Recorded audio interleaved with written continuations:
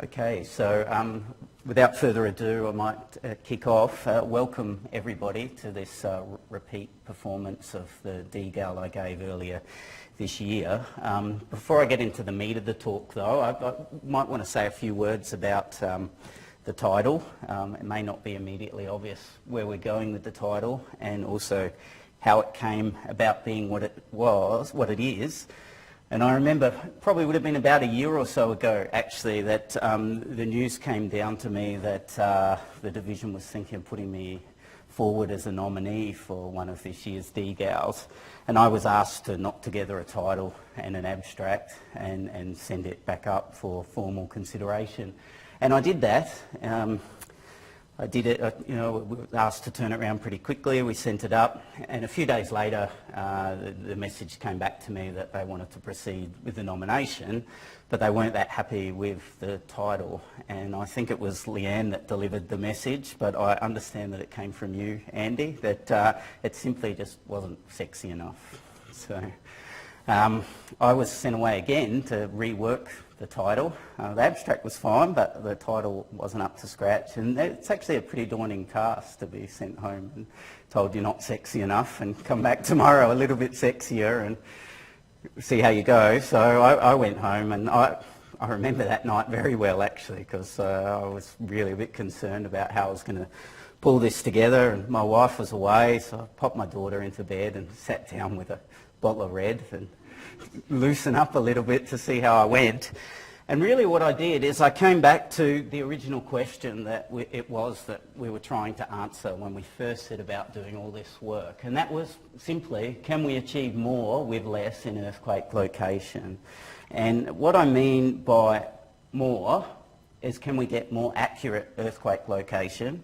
And what we mean by less is, can we do it with less recording stations? So these days the field of earthquake location is pretty good if you have a lot of recording stations and they're distributed nicely around your events. But we were really looking to get better locations on earthquakes that weren't recorded that well. But I still wasn't that happy with this, and that's what it ended up as being the subtitle. At the time there was a lot of talk, and I've lost my... Here we go.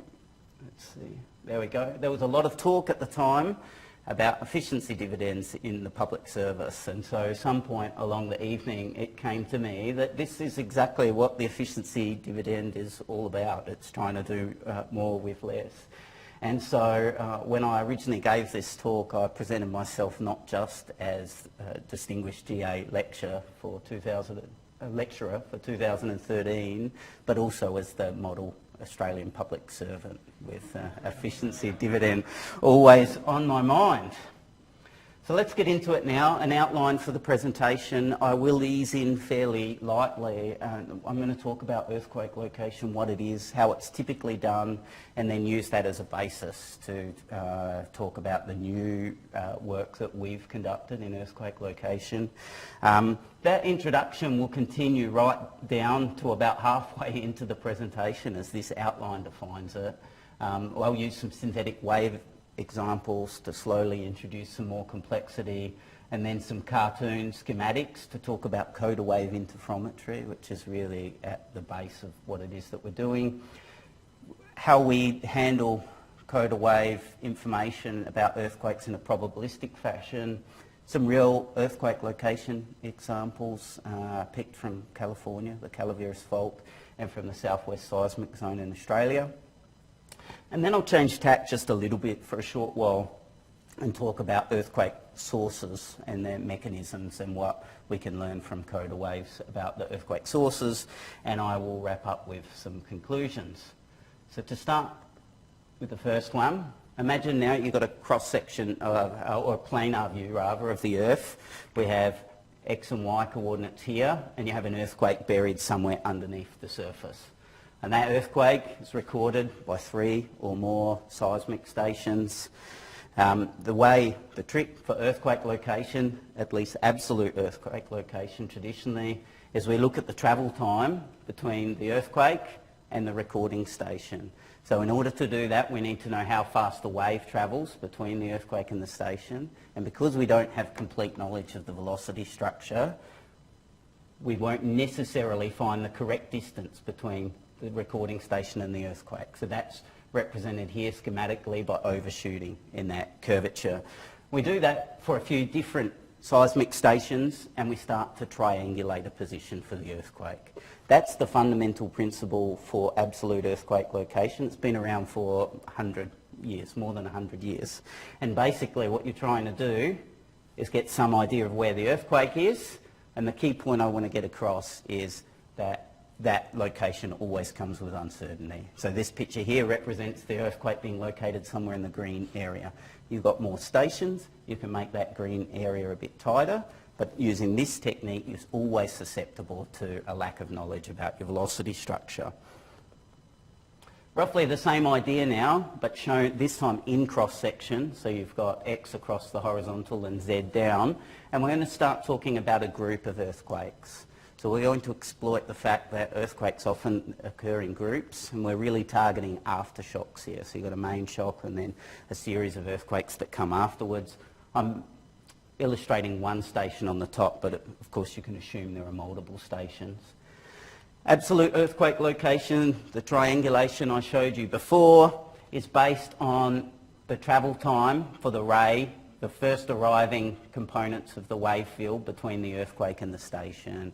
And so what you're typically using is a very early onset part of the waveform. There are examples where you might use other pieces, but same sort of idea, just small clippings, and you're particularly looking at the time it takes to travel between the event and the station.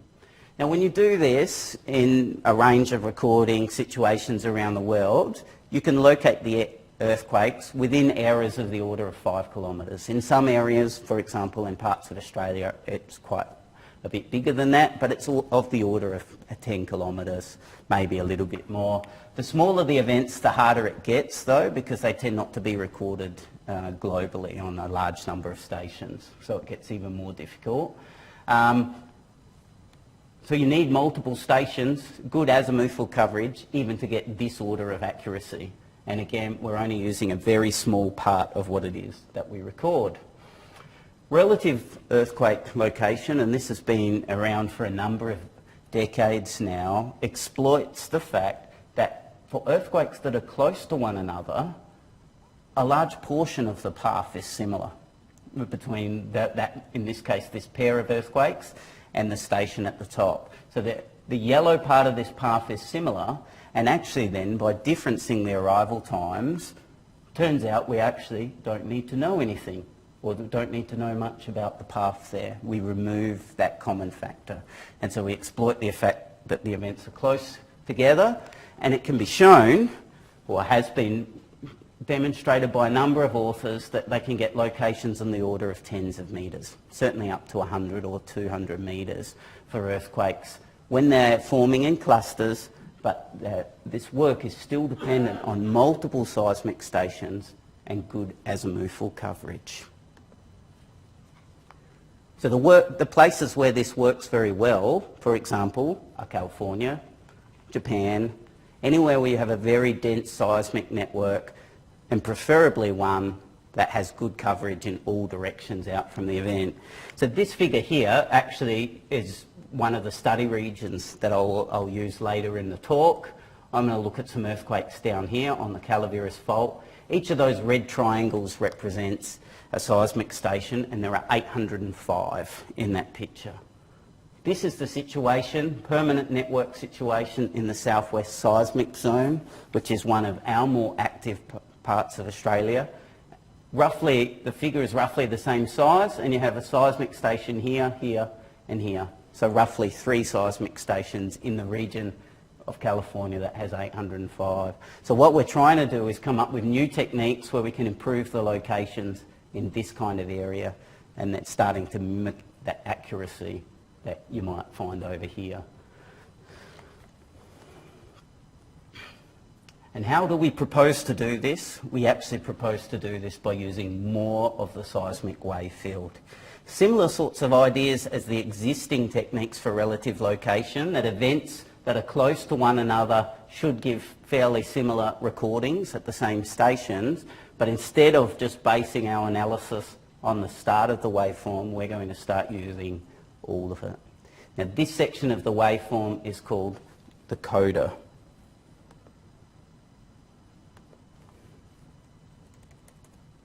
And I've lost this again.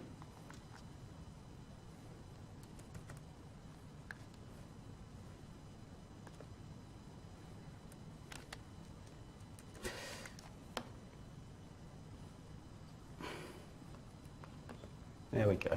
Sorry about that. So the sorts of questions that we're talking about is what is the size of the error when we do this? Can we do it when we have poor azimuthal coverage? And in fact, I want to push it right to the limit. Can we do something when there's only a single station? Because no existing earthquake location techniques give very good information when there's a single station. Moving on, I'm going to use a synthetic wave example now to explain where the coda waves come from.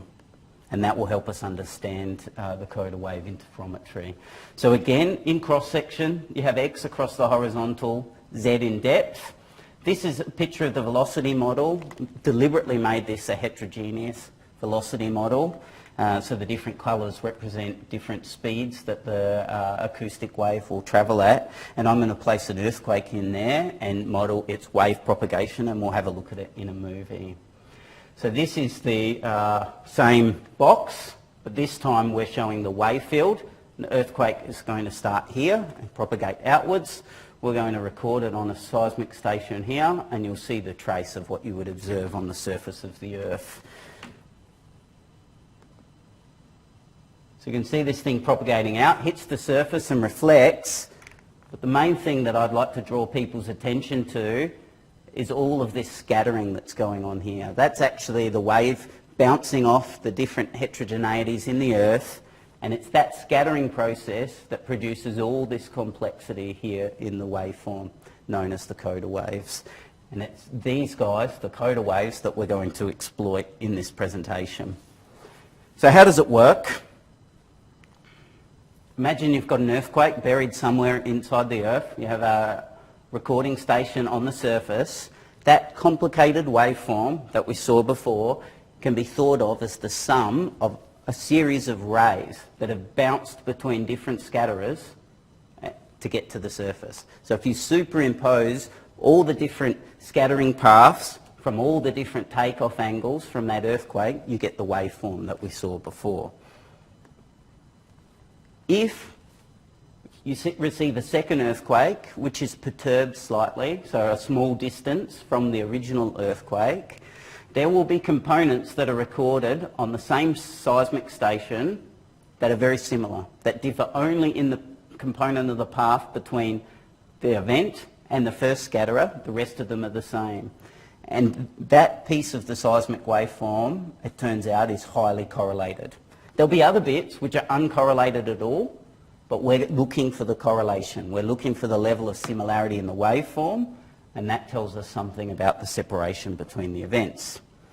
So let's return to the synthetic example I showed you before, where we generated the full waveform and the coda waves.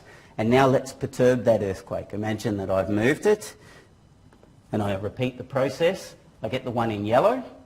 I line the two up on top of one another, and you can see right at the beginning they're almost identical, and as you move out into the waveform there's some similarities, but certainly some differences. And what we want to do is quantitatively measure how similar those waveforms are out in this piece, and use that to estimate the separation between the earthquakes. So we do that by creating some kind of time window and sliding it across the waveforms. We compute this thing here, which is the standard cross correlation on the top between two wave fields, and on the bottom is just simply a normalisation factor which accounts for the size of the earthquakes. So by normalising by this, what we ensure is that both earthquakes have equal influence on this end answer. Otherwise it will be swamped by the bigger of the two of them. Using some work of Roel Sneeder, who was one of my co-authors on this work, he showed that the maximum of this in every time window can be related to these two terms here, where omega is the standard circular frequency, or for all intents and purposes, the frequency of oscillation in that waveform, and sigma here is the standard deviation of the travel time perturbation, which is a little bit tricky to get your head around and probably not that important, because the very next thing that Rawls-Sneeder did was relate that to separation. So what you end up with is some terms that relate the correlation directly to separation using frequency, which you can get directly from the waveforms. So if we do this, and this time, instead of sliding the window, I'm actually going to place it in non-overlapping sections across the waveform, and I can get 14 estimates in this particular case using a window of size 1 second of the maximum correlation. So that's the maximum correlation in green, and this is the second piece from the work of Rawls-Sneeder that showed, this was the one I put up before, the next one relates this standard deviation of the travel time perturbation directly to separation. So the key point is that you can get all the way from the cross correlation of two waveforms down to the separation. This is a very simple formula. It's simply the formula for an acoustic wave propagation. I'll show you later some more complicated ones for the real examples where we consider both acoustic and shear waves. But for this case, we're able to estimate the separation between the two events. And the true separation is shown here in cyan. We know what it is because it's a synthetic example. Key points, our estimates of the separation fluctuate around the true separation, even when there's no noise. This is a completely noise-free example. What that starts to tell us is that we need to consider this problem probabilistically. We're not expecting to get an exact separation, but we're expecting to get separation estimates that are oscillating somewhere around the truth. And I'll say a bit more about that as I continue on with the presentation, moving now into the concept of a probabilistic description. So to help build up a probabilistic understanding of when the coda wave interferometry estimates separation well and when it doesn't, we repeated those synthetic experiments many times. We did it in a bunch of different media and for different separations. And when we do that and put it all together on one figure, we get something that looks a bit like this. So on the y-axis you have separation, the coda wave interferometry estimates of separation, and on the bottom we have the true separation. Remember, we're still dealing with synthetic examples here to try and build an understanding. This is the mean of the relationship between the estimate and the truth, and the dashed lines are the plus or minus 1 sigma. So the white line that I've put on here is the one-to-one relationship. So if you're on that white line, that means if you've got a CWI estimate of 300 metres and you're right on the white line, the true separation will be 300 metres. So shown like this is starting to give us a picture of when the coda wave interferometry is doing a good job within plus or minus 1 sigma. And in this case it goes out to separations around about 450 metres. This is frequency dependent. You remember there were frequency terms in the equations before. So this example is done at 1 to 5 hertz frequency band. If you're lucky and you have good recordings in different frequency bands, you can change that and you can push this out to about 800 metres. But essentially what we're starting to do here is get an understanding of when the coda wave interferometry works well up to a point, and then it starts to give a lower bound, which actually is still useful information. It says the events aren't closer than a certain distance. So I remind you again, the separation formulas and the fact that we're going to use this graph essentially to try to interpret separation estimates between pairs of earthquakes and ultimately to try to locate earthquakes. So how do we do that for an individual pair of earthquakes? Well, we have this thing in the background. We have a pair of earthquakes. We estimate a separation for that. That gives us the red line. And then we take a cut, if you like, of our yellow data, and that's the probability of the true separation given a recorded coda wave interferometry estimate of separation. So you can see for events which are very close to one another, within 50 metres or so of each other, you get a nice peak in the probability distribution, and that peak's around about the right place. As you move further up, so around about 175 metres, you're still seeing a pretty nice peak, but it's not as sharp and it's much broader. And the broadness is representative of the uncertainty. We're starting to become a little bit less certain about the actual separation, but we're still getting the right sort of mean.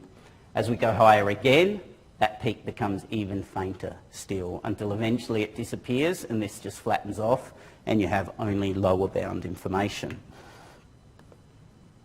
What we want to do is start putting that together for a whole group of earthquakes, and that's what I'm going to start showing you now, some real examples. So example 1, the Calaveras Fault in California. This one has been picked, the events here, because they're roughly in the middle of all those seismic stations, the 805 or whatever.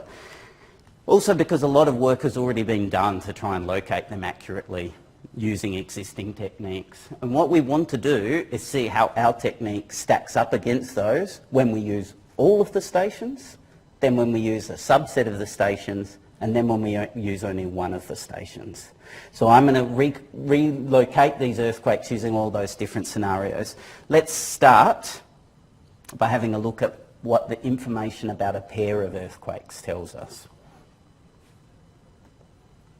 So here's the coda wave interferometry estimates of separations between some randomly chosen pair of earthquakes on the Calaveras Fault. Each of these yellow lines is a different seismic station, so you probably have about 40 or so different stations. Each one of them gives you independent information about the separation of the event pair. And you can see through this window here, they're all pretty flat and fairly consistent. Before that, they're very chaotic. That's actually before the waveforms have arrived. So what we're trying to do here is correlate noise. So that makes perfect sense. And what's happening out here, two things are starting to happen here. The surface waves are starting to arrive, and also potentially even further down you've got poor signal to noise ratio. So all the work that I'm talking about here, it's about using the body waves and the coda from the body waves. Once the surface waves arrive, we know it breaks down. What's very pleasing about this is it's very obvious where it's working and where it's not. So you can actually have a look at this on any choice of pair of events, and you can start to say something about, I want to take the data from this piece. The red lines, incidentally, are the plus or and minus 1 sigma separation estimates for that pair of events using traditional relative location techniques. So again, we can see that our separation estimates using the coda wave in yellow are consistent with those in red using the standard techniques and all stations. For this particular pair of events, if we join all of these estimates together and go back to our curve and come up with a probability density function, we get this, and we can see in the red, that's the mean using the existing techniques. Now the end game where I want to head with this is to combine all events and locate them simultaneously. So we're going to pick from that cluster in California 68 earthquakes. So we'll work with a manageable number. They're the ones in red, and in blue you have another 200 or so earthquakes, which I'll keep in all the figures because they're good for a reference point, if you like. But the focus is on locating the red earthquakes. These are the catalogue locations, which means each of those red earthquakes have been located using all of the stations one at a time. So they're the absolute locations, and you can see they're scattered throughout the region of interest. When we use the coda waves, so the techniques that are based on the coda wave interferometry, we can see that they suck in those red events quite nicely. When we go to the existing location techniques that are available, the relative location techniques, we can also see that those 68 earthquakes are sucked in, and the theory is that they're occurring on a small subsection of the fault. A couple of things to comment. Both the coda wave technique and the travel time technique are able to identify that these events are indeed clustered. They're both giving more accurate locations to the first order, or at least consistent with one another, than the one-by-one catalogue locations. The coda wave technique tends to be a little bit more circular in its area, and it will spread them off, these streaks. The existing arrival time relative location techniques are very strict. But at least to first order, we can see we're starting to get something useful. So we step forward, and what we're really interested in, how the coda wave interferometry performs as you start throwing away some of the station information. So instead of using all of the available station information, we'll start with 7 stations. And that's the picture. When we move to 5, we get this, to 4, to 3, to 2, to 1. And the thing that's consistent across all those is a reasonably similar picture. They're not exactly the same locations, but they're self-consistent, regardless of whether you're using all the available stations or a single station. And that was what we were proposing in the beginning, and that's actually quite pleasing to see. We do lose some events. So down here we're working with 68 events, and by memory we're ending up with around about 56 or so. So 10 have dropped out by the time we've got to one station because you don't have the information to constrain them, but at least we're getting a fairly self-consistent picture. If we try to do that now with the existing techniques, 7 stations, not too bad, but you may remember it's certainly not anywhere near as strict as it was when you used all the data. So already at 7 stations, we're starting to mislocate some of those events. At 5, it's distributing even more. At 4, well, it's debatable whether there's much difference between 4 and 5. Probably what's happened is these events here have actually fallen out. So you, again, like the coda wave example, we're starting to lose the ability to locate quite a few earthquakes as we reduce the number of stations. And what's interesting is with the existing techniques, you really can't go lower than 4 stations. They actually need 4 stations to locate the events, unless you use some kind of regularisation. But if you just let the data control the inversion, you need at least 4 stations to constrain the problem. The next thing I want to talk about now, and this is something that we have a history of doing here in Geoscience Australia and other parts of the world as well, when there's an earthquake main shock, there's often a possibility to head out into the field and place a temporary deployment around the location of that main shock to try to get some more information about the earthquake aftershocks. And if we think about what happens when with time, oh, that's not what I want.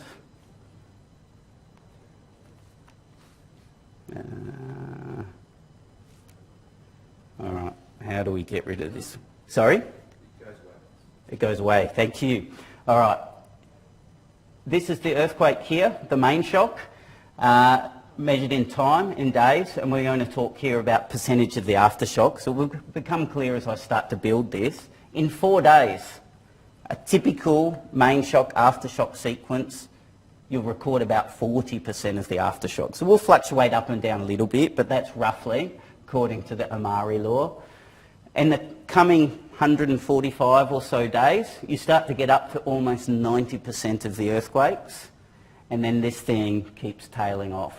So the aftershocks continue to occur. Eventually it will flatten out, but this is going out to about 1,000 days. So a few years, you're still receiving some aftershocks, at least predicted by standard rules, the Amari rule, that tells us what to expect with aftershocks. Now I'm going to use this idea to play with my synthetic examples, my Calaveras examples in a slightly different fashion, and imagine that we have a main shock, those 68 earthquakes are aftershocks, and we get out there after 4 days and leave the temporary deployment there for roughly 150 days. So that gives us about 50% of the events. So for 68 earthquakes, I'm going to assume that 32 of those are recorded well. By recorded well, I'm going to say they're recorded by 10 stations, mocking up temporary deployment. For the other 32 of the 68 events, we're going to say they're recorded by only one station. And now I'm going to have another shot at relocating them. But this time, unlike the examples before, I'm actually going to start combining my information about arrival times and the coda waves. So I'm going to use both that tail of the waveform and the start of the waveform. Because they're from separate sections of the waveform, they're independent. So I can combine them and do a single inversion with both. So first, if I use only the travel time data, we get this, a fairly scattered picture of the location for those events, but I'll draw your attention to this one here. We're only able to locate the half of the events that were recorded by the temporary deployment. The other 34 we lose entirely. The 34 that were recorded on a single station cannot be located by the existing techniques. If we combine the coda wave interferometry with the travel time, two things happen. We start to tighten up these locations, and once again we find that we're relocating all 68 of the earthquakes. And this is actually the example which I think demonstrates most clearly the benefit of using the coda wave interferometry. And this was actually the end game of where we wanted to get. A better way to exploit the information you gather when you go out into the field with a temporary deployment, but actually using that temporary deployment to help better locate the events that are recorded while the temporary deployment is not there. Both the events that have occurred beforehand, but also the events that occur afterwards. A second example, and I'm going to move to Australia now, to the southwest seismic zone. So this obviously was another target of the work, to try and better understand locations in regions like this where we don't have many recording situations. And this time I'm going to work with a smaller number of events, so not the 68, but I'm going to actually locate the events relative to one another in a probabilistic sense. So I'm going to attempt to actually define the full uncertainty of the location instead of just looking for the best locations that describe the data. And to understand the motivation for this, it's important for me to talk about what an earthquake actually is, and in particular that it's not really a point source, right? The location examples I've shown before are the best point sources that describe earthquakes, but it's well known that earthquakes are rupturing a portion of the earth, and there are various models that describe how they do that. What I'm illustrating here is a planar model. So instead of the point source model, which would be the best hypercenter, we're going to assume, in this figure at least, that the earthquake is really a plane within the earth. There are other simplified models that are circular. Obviously the truth is not any of those simplified models.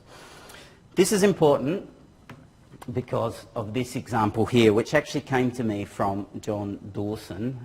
It was something that he wrote up in JGR, and I think, Phil, you were involved in this work as well, if I remember correctly. And what they saw were 4 earthquakes out in this region, Killarney earthquakes. They occurred over a couple of days, so 4 earthquakes in 2 days. And John's a geodesist, so he had a look at these using INSAR. So he had a satellite pass sometime before those events and a satellite pass sometime after those events. And he was able to determine that there was a surface displacement from those earthquakes. But he's not able to determine which one of these caused the surface displacement, and probably, because they're all similar in size, that all contributed to it. And so the way he looked at this, using the INSAR, was he said, well, let's assume that these earthquakes are planes or circles, but they're overlapping one another. So they're rupturing different sections of the fault, either that join up or over one another, and let's then try to come up with the best composite earthquake that describes the surface displacement that you see there. And so when he did that, he determined that an earthquake of magnitude 4.4 has a rupture dimension of a little bit over 1 kilometre, and that if you look at the rupture dimensions of each of those, that's in theory consistent with overlaying rupture planes building up one of these, but he has no seismological evidence to support this. And he did actually try to locate these 4 individual events using the existing techniques to show that the seismological and the geodetic evidence was consistent with this kind of idea of overlapping rupture planes. But when he located the events, which you see here in the stars for the 4 events, he actually wasn't able to constrain the uncertainty because there just simply aren't enough seismic stations to get good constraints on the uncertainty. And so he drew this circle here and said, look, if we say that the earthquakes are locatable within that circle, then that's consistent with them all occurring here. And then he asked me to have a look at this, and so the first thing I needed to do was have another shot at locating those events using the existing techniques and show, at least for myself, that it wasn't just because he was a geodesist that he couldn't locate the events accurately, but actually it was because there weren't enough seismic stations. And of course I did that, and he was right, because John is a very good scientist, as we all know, anyone that's worked with him. And so I then, together, we talked about actually trying the coda wave interferometry technique to do that. And this time, instead of locating the events themselves, what I attempt to do is draw a probability density function that describes the location of the events relative to one another. And so essentially, if you assume that one event is sitting here at the origin, and we've done this for all 4 simultaneously, but I'm just showing one relative to the other. So we place a master event at the origin, and we draw a probability of just one of the other earthquakes, its location relative to the master event. You can actually see in the black lines here a 95% confidence interval of that second event relative to the first event. We're 95% confident that it's somewhere in here, somewhere within 500 metre distance. And when we slice the events up in different pairs, we have a full multi-dimensional probability distribution describing the relative locations of those events. This is just looking at one slice of that. It's all consistent with saying those events are within the order of 500 or 600 metres of one another, with a very high level of confidence, 95% or so. So what we have is something now that looks more like this. We can actually say that at least relative to one another, those events are more in the order of 500 metres separated from one another, which is actually a very consistent story with the INSAR results for those 4 events. Moving on a little bit now, the examples that I've shown you so far are all about earthquake location. The real earthquakes are obviously using the earthquakes are being located in 3 dimensions. They're using both the acoustic and the shear waves to locate them, or the coda that comes from the acoustic and the shear waves. But there's an implicit assumption throughout all of this that I haven't mentioned yet, and that is that the events are actually the same orientation as one another, which is a reasonable assumption to make if they're events in the same fault plane, if we think they are. So basically, that means the source mechanisms for the events are the same, and the only thing that changes is the distance between them.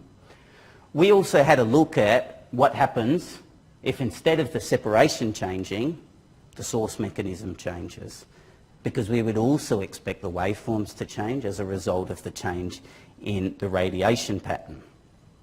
So we did that, and we looked at a whole bunch of examples, and we went back to the drawing board of the original theory of coda wave interferometry and essentially started to look at the various radiation patterns from earthquakes of different source mechanisms. We placed the same earthquakes in the same location, we rotated their mechanisms, and we went through pages of mathematics, but what was really neat in the end, it came out to be a very simple relationship, much like the original separation coda wave interferometry.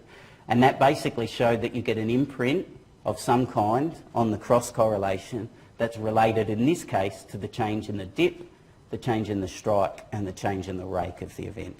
You can't determine these independently of each other, but collectively we get some information about the change in the mechanism.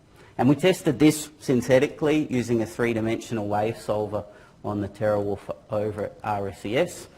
And we showed that as you change the strike incrementally, 0, 18, 26 degrees and so on, you're performing pretty well out to around about 30 degrees or so, and then again you fall out of that 1 sigma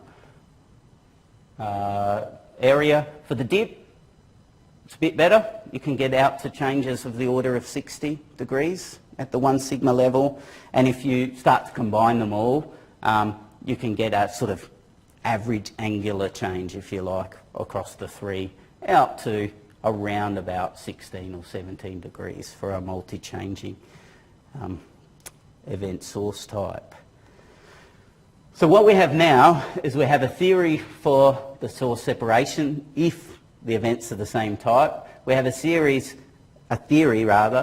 for a change in the source mechanism, and an area, if you like, for future work is how we might combine the two. And we actually think we have a fairly clear path to do that. You may remember both of them. There we go. You may remember that both of them rely on the cross correlation.